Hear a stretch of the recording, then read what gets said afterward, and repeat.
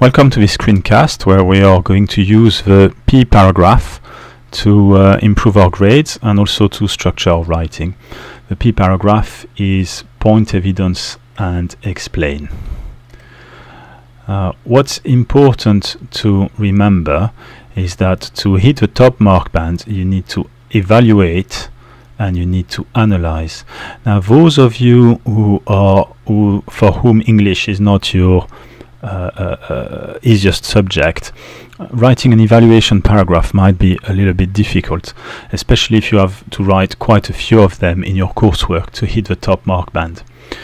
But if we concentrate on what to me is the easiest way to hit the criteria for a paragraph to be considered an evaluation, it's simply that you have to make a judgment. And in a similar way, for a paragraph to be considered an analysis, you need to compare and contrast. So the technique that I recommend is that you are going to compare and contrast two items, and after your comparison you will make a judgment as to which one is the best. Now down here I have made an example, and for my example we are going to talk about your favorite fruit for your snack.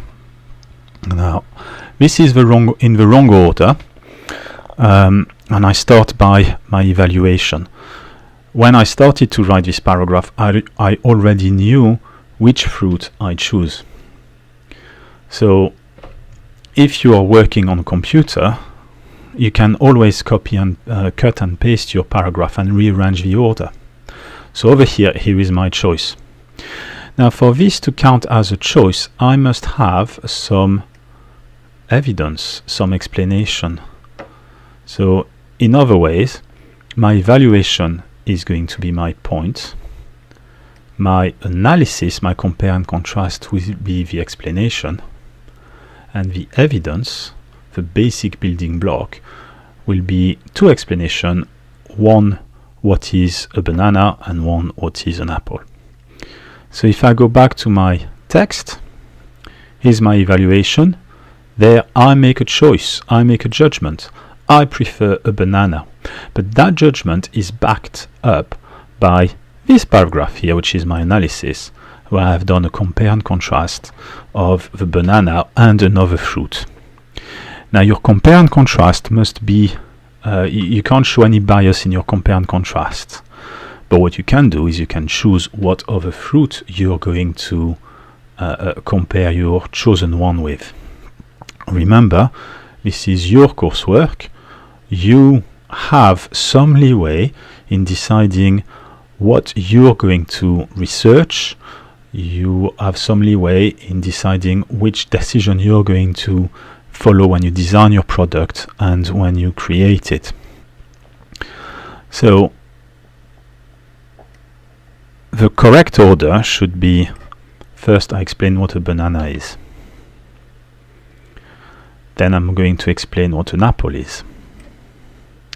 After this I should have my compare and contrast. So let's cut the compare and contrast paragraph and place it after my two explanation. And then to finish, here is the evaluation right at the end where I pass a judgment. This is the one I want. I want a banana in this case. So let's zoom in a little bit to make it all fit onto our screen. A bit smaller. There you are. My point is I choose a banana. My explanation is if I choose a banana and I am careful how I store it in my bag, then I can eat it even if I do not have access to a tap. And my evidence are the two paragraphs that I have got here to explain what a banana is and what an apple is. Obviously, each one of these paragraphs would be better if you apply the PEEP technique for each one of these. And then the way they dovetail, the way they link with each other, as explained before, you can think of it as the P technique as well. But the key thing is, if you do a compare and contrast based on your evidence, that will hit an analysis mark. And then if you use this compare and contrast to make a judgment as to which of the two options you prefer, you hit an evaluate. Now I'm sure every one of you can do the same exercise for your favorite game console.